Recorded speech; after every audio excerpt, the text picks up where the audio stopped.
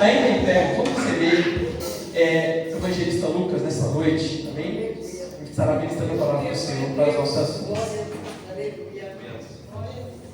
Glória a Deus. Eu saúdo a igreja amada do Senhor Jesus. Amém. Abra sua Bíblia no Evangelho de Jesus, segundo escreveu Marcos, capítulo de número 5, versículo de número 21.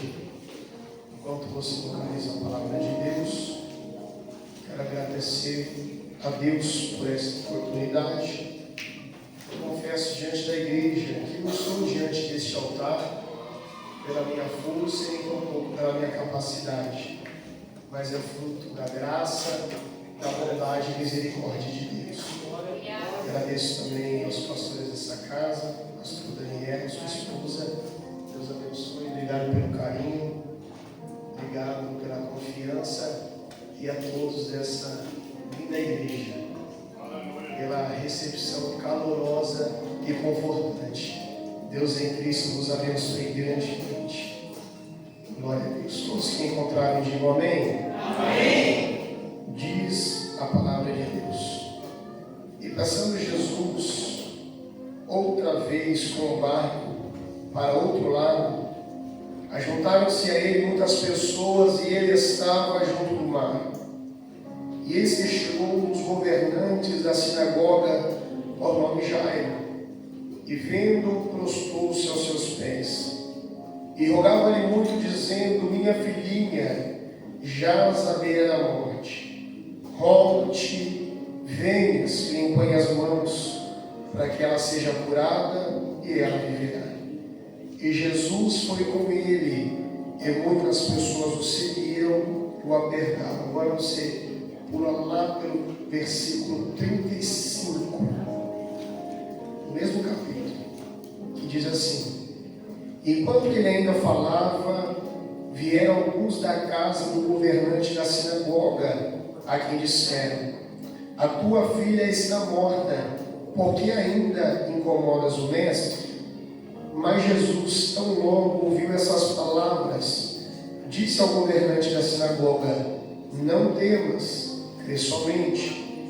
E ele não permitiu que nenhum homem o seguisse, senão Pedro, Tiago e João, irmão de Tiago.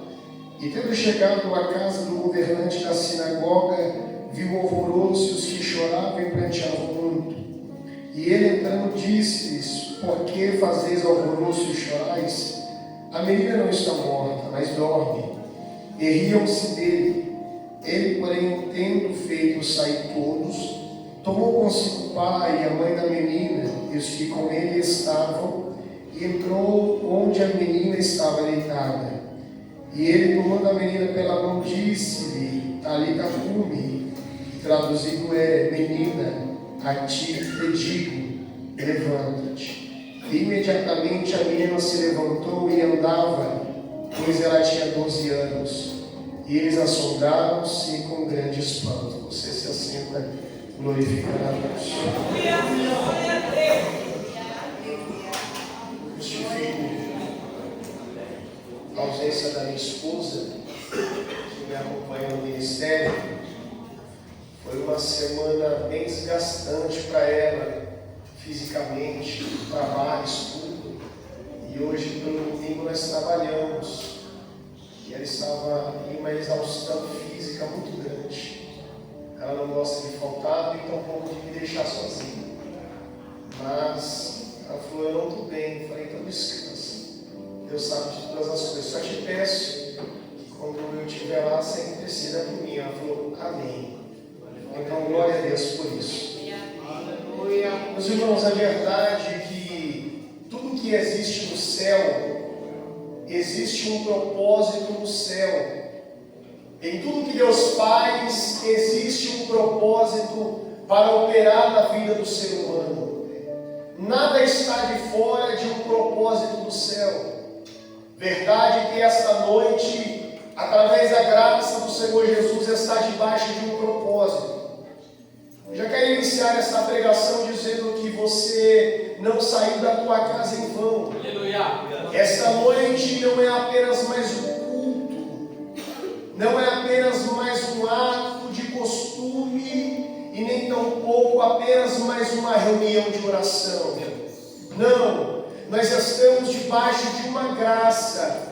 E essa graça nos coloca dentro dos propósitos do céu para a minha e para a tua vida. Quando a gente olha para a Bíblia, você vê em Gênesis que o homem perdeu a comunhão com Deus. E quando o homem perde a comunhão com Deus, se inicia um propósito. E o propósito é que os céus restaurassem o homem, de maneira tal que ele voltasse a Deus a sua comunhão. É verdade, pois você vê Cristo agora com essa missão sobre a sua vida. Não poderia outro, não poderia mais uma pessoa, não, somente Cristo foi suficiente, com a ordem do Pai, porque João diz, capítulo 3 e 16, porque Deus amou o mundo de tal maneira, que entregou seu Filho unigênito, para que todo aquele que nele crê não pereça, mas tenha a vida eterna. O homem estava afastado, o homem estava separado, mas Deus ele tinha o propósito de trazer o homem para perto da sua presença. A Bíblia fala, e você vai identificar no Evangelho dizendo que quando Cristo agora entregou sua vida ao Pai e veio a morte, a Bíblia fala que o véu do templo se rasgou. O homem agora, para ter um contato com Deus, ele não precisava do tabernáculo, pois ele se tornou templo, morada e casa do Espírito Santo. A sua comunhão com Deus não era terceirizada. O homem, pela graça que é no nome do Senhor Jesus, ele poderia estar tete a tete, frente a frente com a presença de Deus. O homem não precisava agora se colocar atrás da cortina, porque através do sangue vertido, ele poderia estar frente a frente com Deus. E esta noite não é diferente, é uma noite de comunhão. Diante desta palavra eu entendo que existe no céu um desejo para que eu e você estejamos próximos da presença do Pai. Talvez a canseira, talvez a fadiga do dia a dia, talvez as batalhas que se levantam e se colocam contra a tua vida, talvez faz você ter um pequeno estado de momento e um sentimento que você está afastado da presença de Deus. Mas a verdade é que existe uma graça, pois o sangue já foi vertido. Você não precisa pagar nada, pois o preço já foi pago pelo Cordeiro. Esta é uma noite que nós estamos frente a frente com o Pai. A graça e a presença de Deus se faz presente dentro desta igreja.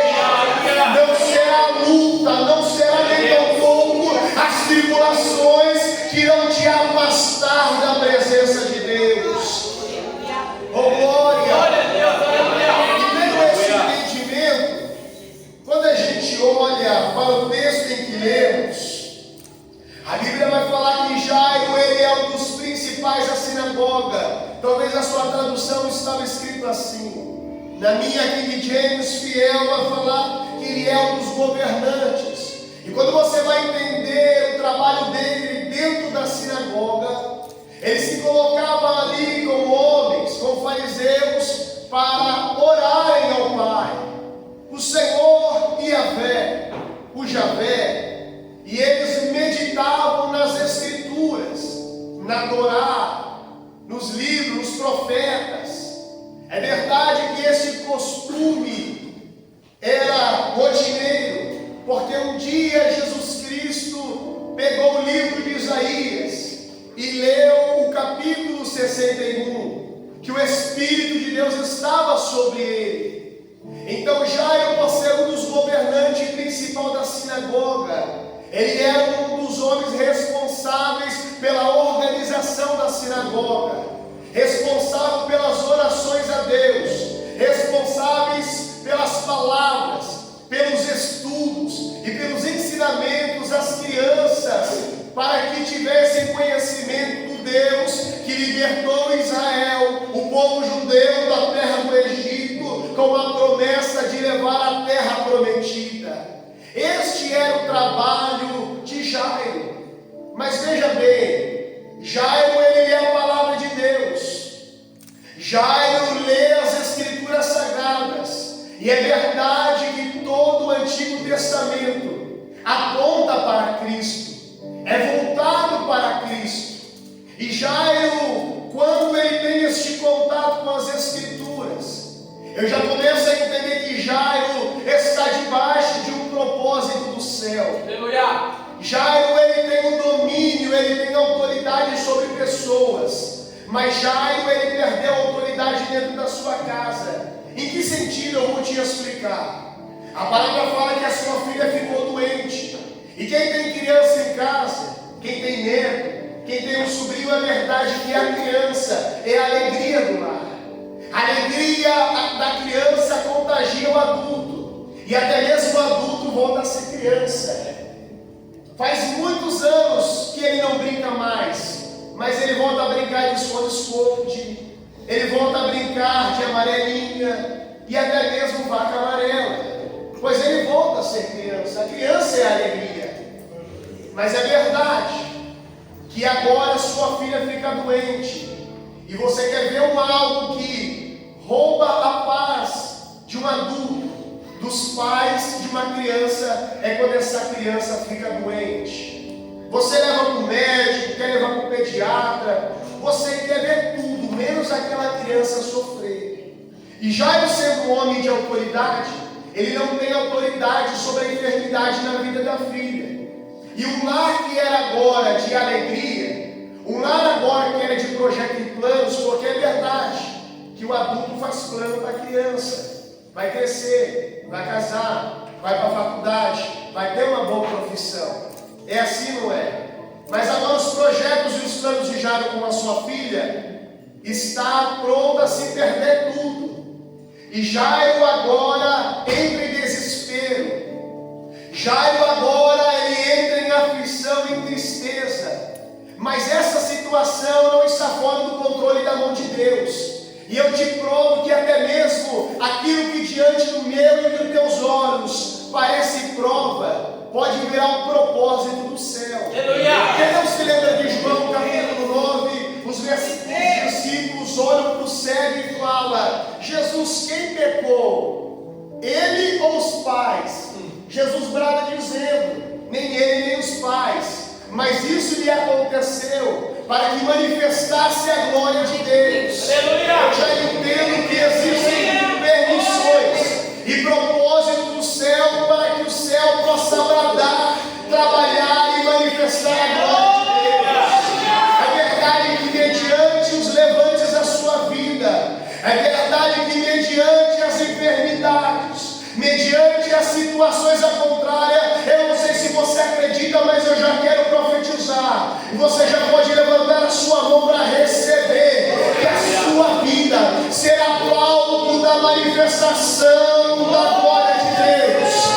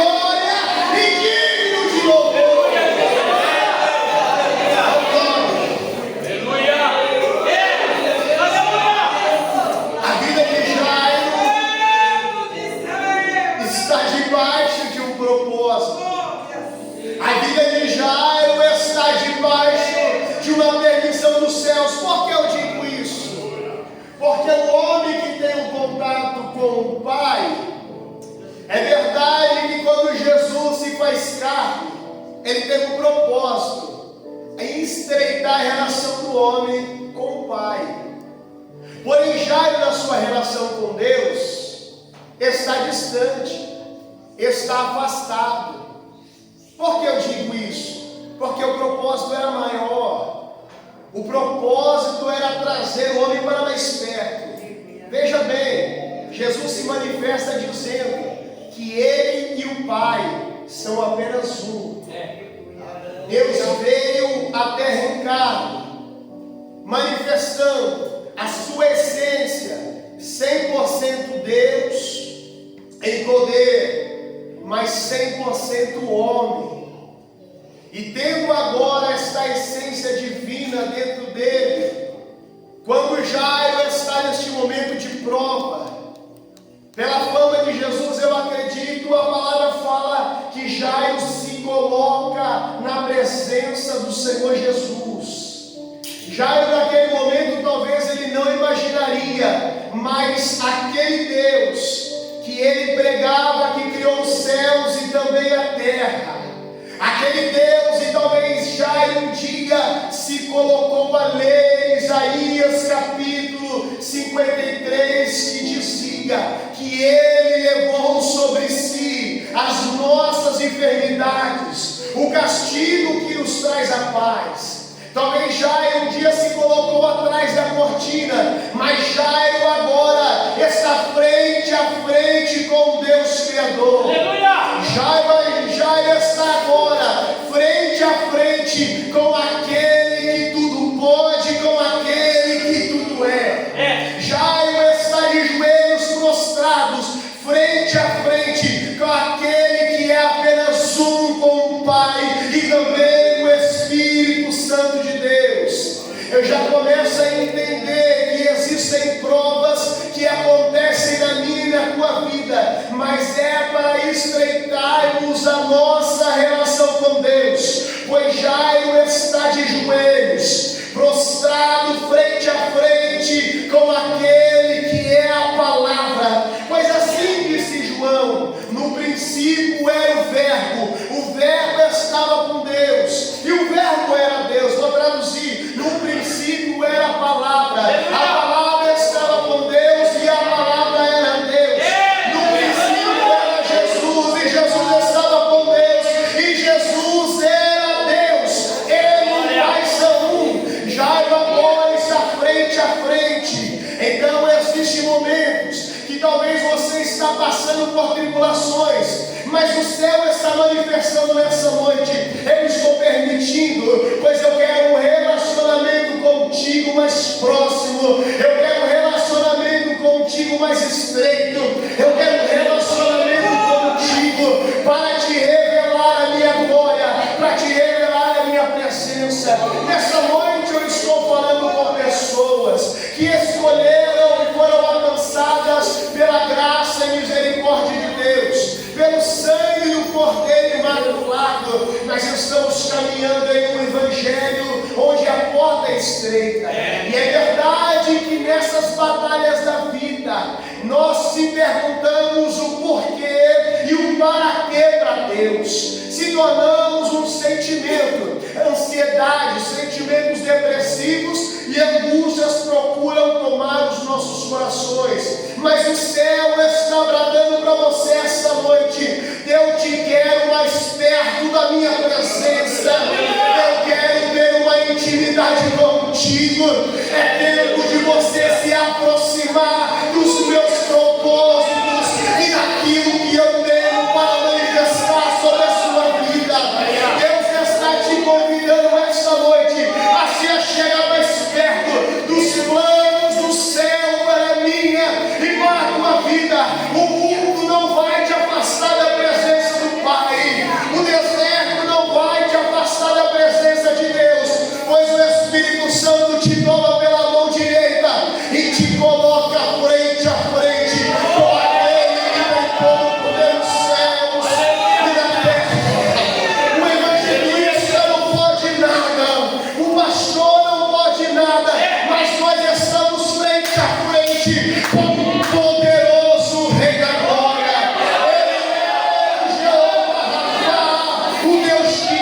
cura.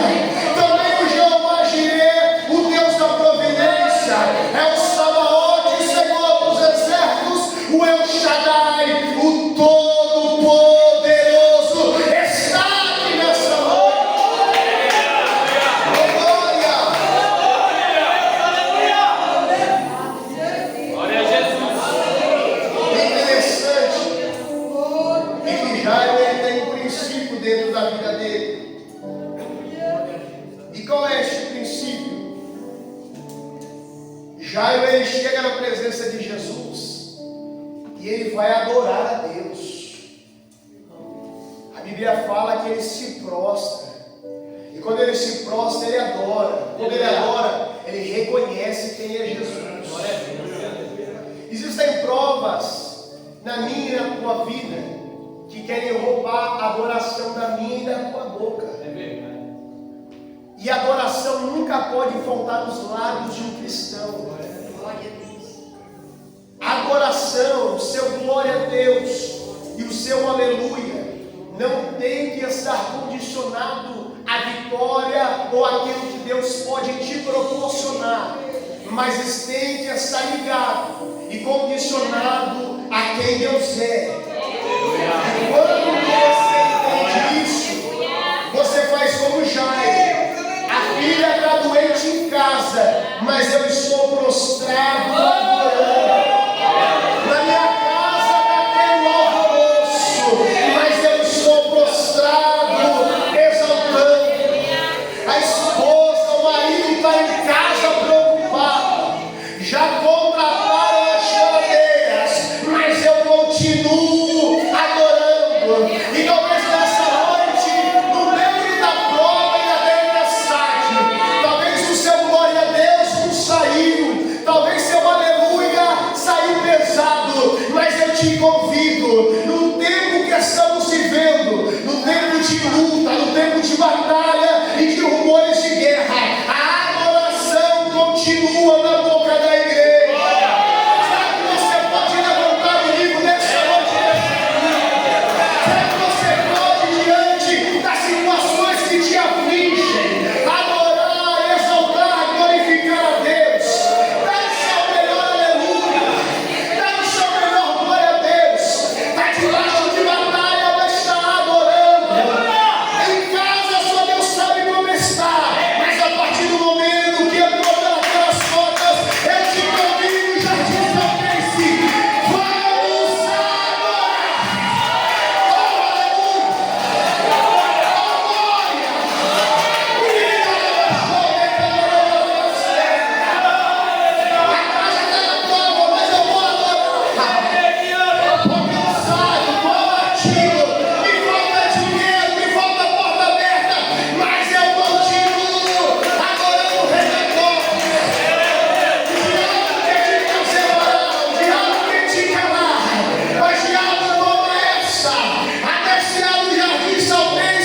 Continua adorando.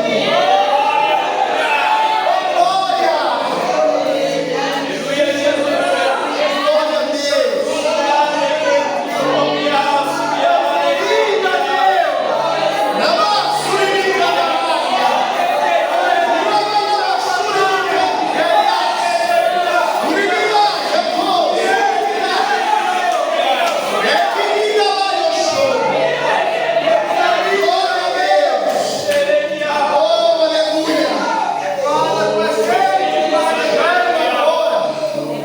Após dobrar os seus joelhos em reconhecimento a Jesus, expressa a sua situação. Veja a graça alcançando. Não merece. Mas Jesus olha e fala: vamos para a tua casa. Mas na caminhada com Jesus, ele chega sozinho. Evangelista, olha só que mistério. Aí Jesus está andando com ele. Qual era a informação que ele levou para Jesus? A filha está doente. Mas quando ele está caminhando com Jesus, a situação piora. A menina não está doente, a menina morreu. Ou seja, caminhar com Jesus não os deixa isento de passar por dificuldades. Caminhar com Jesus não nos deixa isento de passar por tribulações e momentos de dificuldade. Mas o que importa não é a situação que piorou. Importa que eu não estou sozinho, porque a presença está do meu lado. É verdade. Talvez essa noite você não tenha uma vitória para testemunhar, mas você tem a presença que está do seu lado. Talvez essa semana a porta não abriu, mas a presença continua queimando dentro do meu coração. É verdade. O carro pode ter quebrado, a conta pode estar bloqueada. Talvez você não tenha aquilo que você tanto almeja, mas uma coisa eu tenho certeza: a presença dele está lado a lado comigo. Oh glória! Qual é a diferença do mundo e da igreja? É que o mundo, pelas guerras, pela situação financeira e política do Brasil, o mundo está desesperado. O mundo não sabe nem para onde ir e começa a buscar refúgio em um ou talvez em outro partido. Porém a igreja continua e tem a ciência, a verdadeira convicção dentro de si. O nosso refúgio é na presença do Senhor Jesus. O mundo não sabe para onde ir, mas nós estamos com a presença dele. O mundo está perdido, mas a igreja foi achada na presença dele. O mundo está desesperado, mas eu continuo andando, caminhando, vivendo na presença do Senhor Jesus. A presença está comigo, a presença está contigo. O mundo está desesperado e a igreja segue adorando.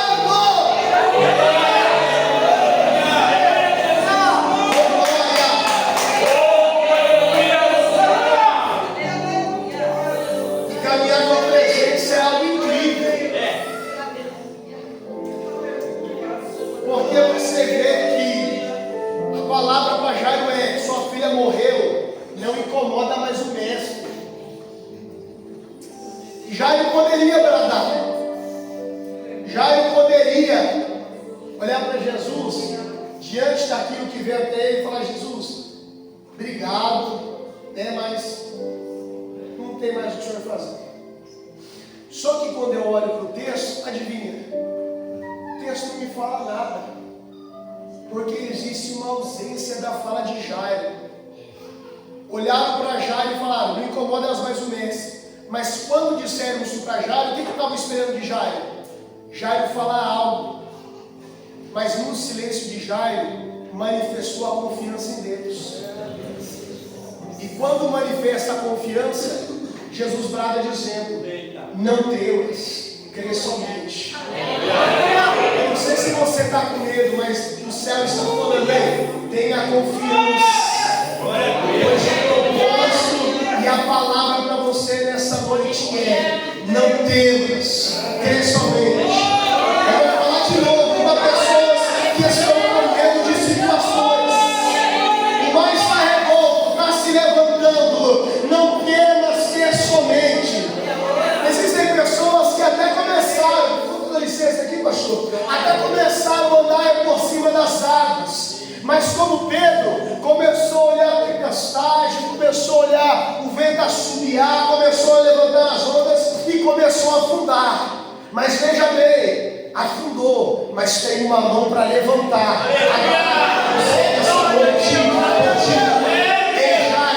Não temas, crê somente. Angustiado, não temas, crê somente.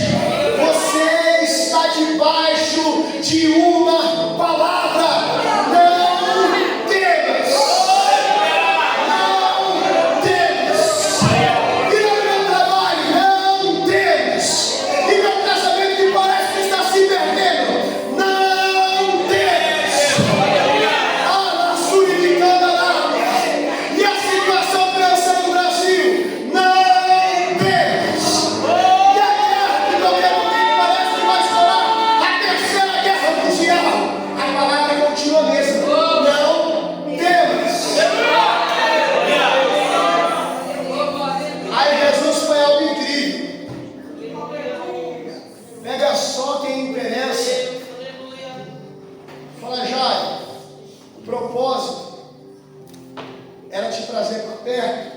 Vou te dar mais uma aulinha. Pega a sua varoa. Vamos pegar uns 3 amigos meus bem chegados. Entra no quarto. Eu imagino, tá? Só conjecturação do pregador. Na hora que o povo está entrando no quarto, aqui. O que vai acontecer? Aí Jesus fala assim, ó. Quase bateu no nariz de alguém. Só conjecturação. Aí Jesus falando aí. A intimidade te espera como um milagre. Ninguém estava vendo, mas a filha estava ressuscitando. Do lado de fora, talvez existia até alguém chorando ainda, mas dentro do quarto a família já estava sorrindo. Você não pegou, eu vou dar glória. Você pode chegar nessa noite. Olha, para você aqui nessa noite, o teu secreto te espera como um milagre. Eu não sei você, mas na madrugada de domingo para segunda, como ele não é gostoso no frio, mas o secreto da madrugada te espera com milagre. O secreto te espera com milagre. Jesus está te convidando para Mateus capítulo 6, versículo 6. Entra no teu quarto, fecha a porta, pois o teu pai que estiver em secreto, publicamente te recompensará.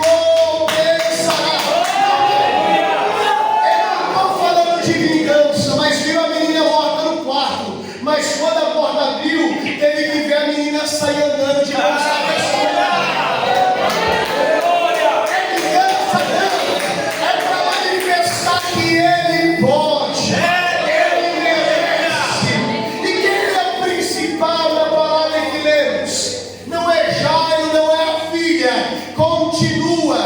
Foi. Ele sempre será